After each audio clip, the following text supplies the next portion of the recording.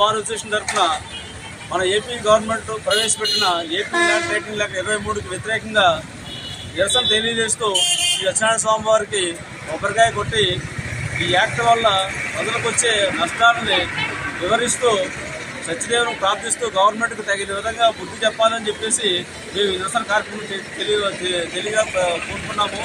ముఖ్యంగా తెలియపరిచేది ఏంటంటే ఈ చట్టం మనకు రాజ్యాంగంలో ప్రజలందరికీ తెలుసు మూడు పార్ట్లు ఉంటాయి.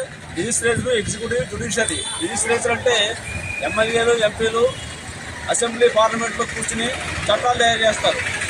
ఎగ్జిక్యూటివ్ అంటే లెజిస్లేచర్ తయారు చేసిన చట్టాలని అమలు చేస్తారు. ఏ విధంగా అమలు చేసే బాధ్యత ఎగ్జిక్యూటివ్.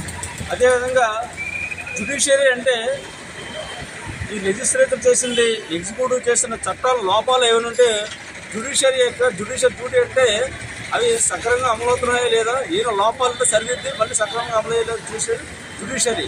అంటే వీళ్ళందరూ లెజిస్లేచర్, ఎగ్జిక్యూటివ్ చేసి పూర్తి చేసే బాధ్యత జ్యుడిషియరీ. ఇప్పుడు మన గవర్నమెంట్, వైసీపీ గవర్నమెంట్ చేసిన చట్టం ఏంటంటే జ్యుడిషియరీ పవర్స్ని ఎగ్జిక్యూటివ్కి ఇచ్చేస్తుంది. అంటే కోర్టులో, సివిల్ కోర్టులో చేసే పవర్స్ అనేది ఎంఆర్ఓకు, ఆర్డీఓలకు ఇచ్చేసి దీనికి జడ్జెస్కి, ప్లేయర్లకి పని లేదు.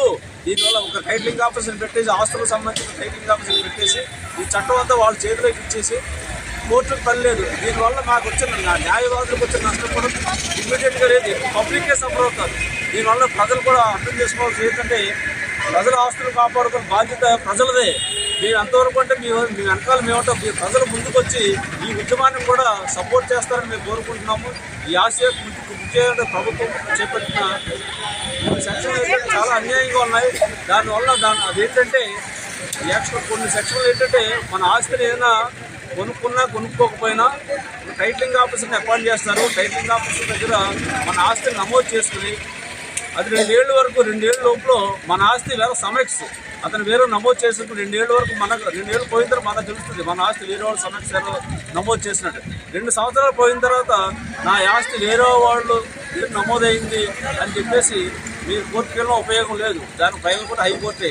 2 ఏళ్ళలోనూ మనం కొంతమంది ఆరోగ్య రీత్యా లేదా రకరకాల ఖర్చు మన ఆస్తి ఒక ఊళ్ళో ఉండొచ్చు, వేరే కారణాలు వేరే ఊళ్ళో ఉండొచ్చు. కానీ ఇక్కడ ఊళ్ళో వాళ్ళు రాజకీయ ప్రాబల్యంతోనో, ఎవరి యువత డిమాండ్ అయ్యో ఆస్తులు వాళ్ళ పేరు మీద నమోదు మేనేజ్ చేసి ఆస్తులు వాళ్ళ పేరు మీద రాజకీయ ప్రయత్నం చేస్తే అల్టిమేట్గా నిజమైన భూ అభిమాని చాలా హక్కు కోల్పోతాడు. ఇవన్నీ కూడా టైటిలింగ్ ఆఫీసర్ అని అతన్ని నిర్ణయిస్తాడన్నమాట. అంటే టైటిలింగ్ ఆఫీసర్ అంటే ప్యూర్లీ రాజకీయ నాయకుల చేతుల్లో ఉంటుంది. ఇవన్నీ కూడా కోర్టు నుంచి అధికారాలు తీసి ఎగ్జిక్యూటివ్కి ఇస్తున్నారని చెప్పేసి ఈ నిరసన కార్యక్రమం మేము చేపట్టాము.